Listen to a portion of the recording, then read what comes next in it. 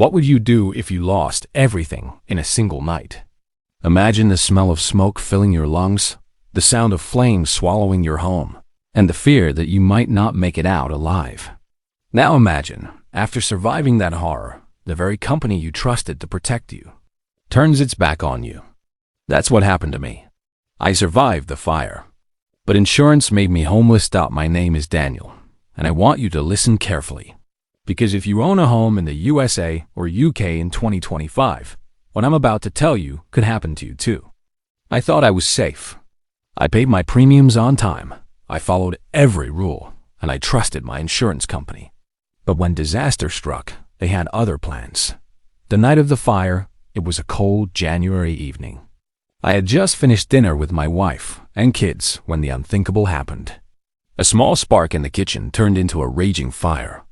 Within minutes, smoke filled the house, alarms screamed, and we barely escaped with our lives. We stood outside in the freezing night, watching flames consume everything we had built over 15 years. Have you ever thought about what you'd grab if your house was on fire? Family photos? Documents? Jewelry? I didn't have that chance. All I had left was the clothes on my back, and the hope that my insurance would help us rebuild. The first call to insurance that very night. Standing in the dark, with ash still falling from the sky, I called my insurance company. Their representative sounded calm and reassuring.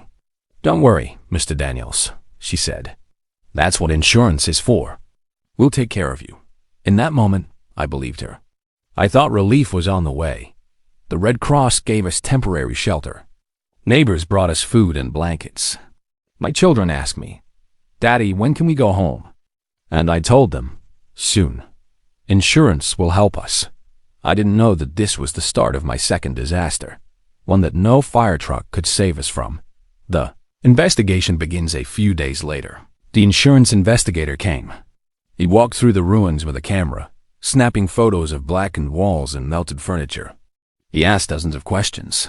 How old were your smoke alarms? Did you maintain your electrical wiring? When was your last inspection? His tone made me feel like a criminal instead of a victim. That's when I realized insurance companies are not in the business of paying claims. They are in the business of finding reasons not to. Weeks went by.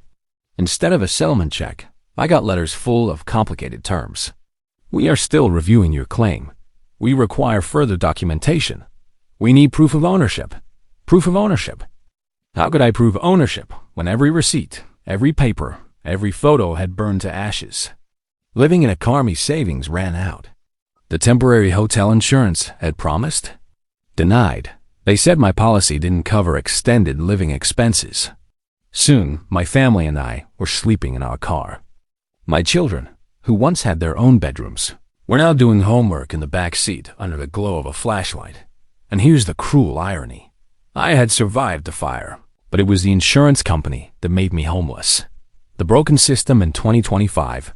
Insurance companies in both the US and UK have become experts at using delay, deny, and defend tactics.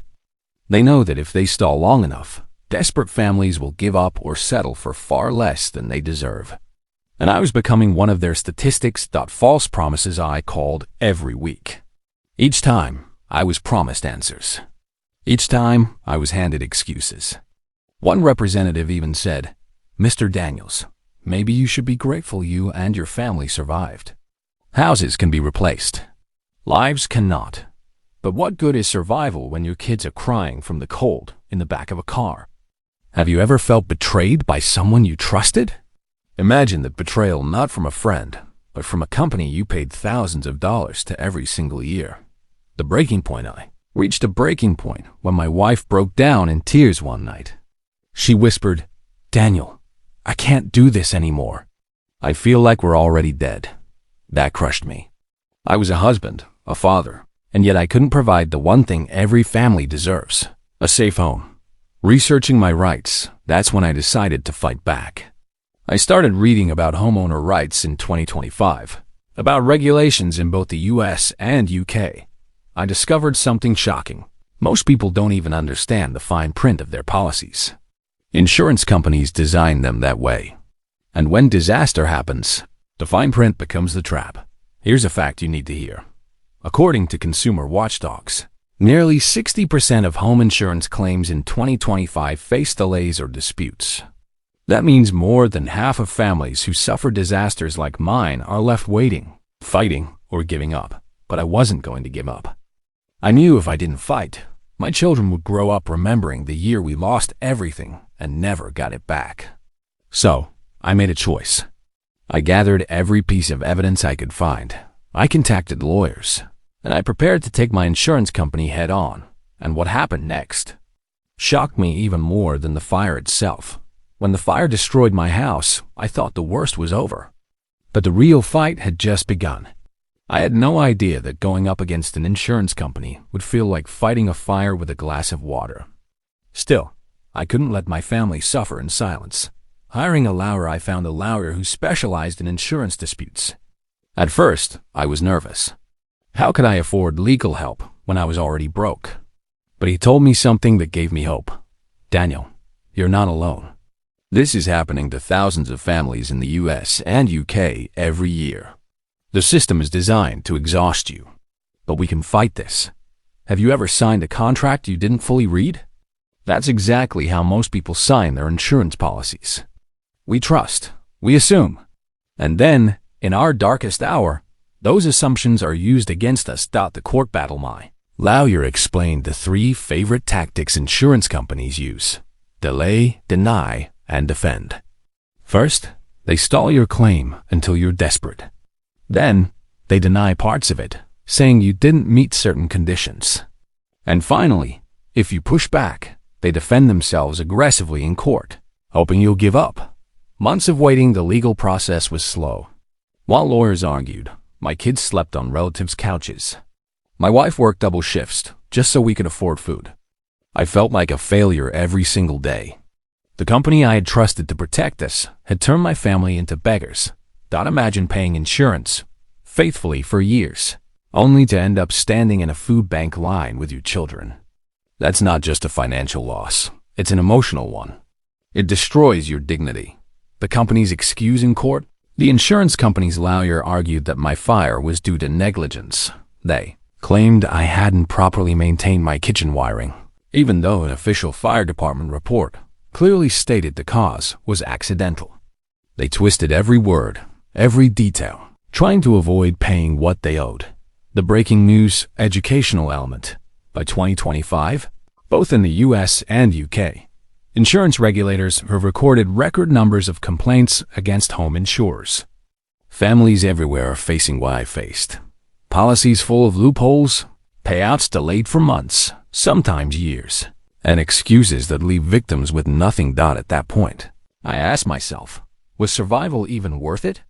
Because what good is surviving a fire if you end up homeless, hopeless, and forgotten?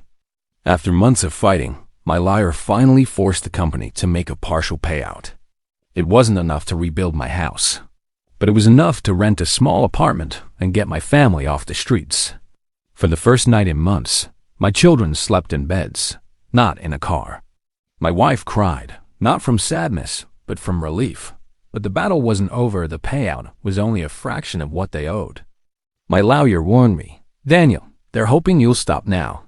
They think a little money will silence you. But I refused to stop. I had come too far. Would you stop fighting if someone owed you your life savings? Or would you keep going, even if it meant sleepless nights and endless stress? The final round, we pushed harder. We gathered evidence, collected witness statements, and used every regulation we could find in the policy. Eventually, after nearly a year, the pressure worked. The insurance company agreed to settle, paying out enough to rebuild most of what we had lost. But here's the truth no one tells you. Money doesn't erase trauma. My children still jump at the sound of fire alarms. My wife still wakes up at night, smelling smoke that isn't there. And I still carry the anger of being betrayed when I needed help the most. Educational warning. And that's why I'm telling you this. Don't wait until disaster strikes to learn how fragile your protection really is. Read your policy carefully. Ask the tough questions. Does it cover temporary housing? Does it cover full replacement costs? What exclusions are hidden in the fine print? Statistics for 2025. Consumer protection groups report that 1 in 3 home insurance claims in the US and UK are either underpaid or denied in 2025. Think about that. 1 in 3 families could end up exactly where I was, homeless after already surviving a disaster. Call to the hard eye. Survived the fire. But I'll never forget the second fire, the one lit by my insurance company. A fire of lies, delays, and broken promises. So if you're watching this, I beg you, don't just trust the commercials, the glossy brochures, or the kind voice on the phone. Test your policy. Question it. And most importantly, have a plan. Because when disaster strikes, you won't have time to learn. My family's new beginning today. We're rebuilding. The house isn't the same. The memories are gone. But we're alive, and we're stronger. And I've dedicated myself to warning others, to making sure no family feels the betrayal mine did. Final question. So, let me ask you, if tomorrow your house went up in flames, would your insurance truly protect you? Or would you survive the fire, only to be burned again by the system? If this story hit your heart, share it. Talk about it. Spread it. Because the more we expose the truth, the harder it becomes for insurance companies to hide behind their excuses. Don't wait until you're standing in the ashes of your home to realize the truth. Protect yourself and never stop asking questions. I survived the fire, but insurance made me homeless. And I'll keep telling my story until no one else has to live it.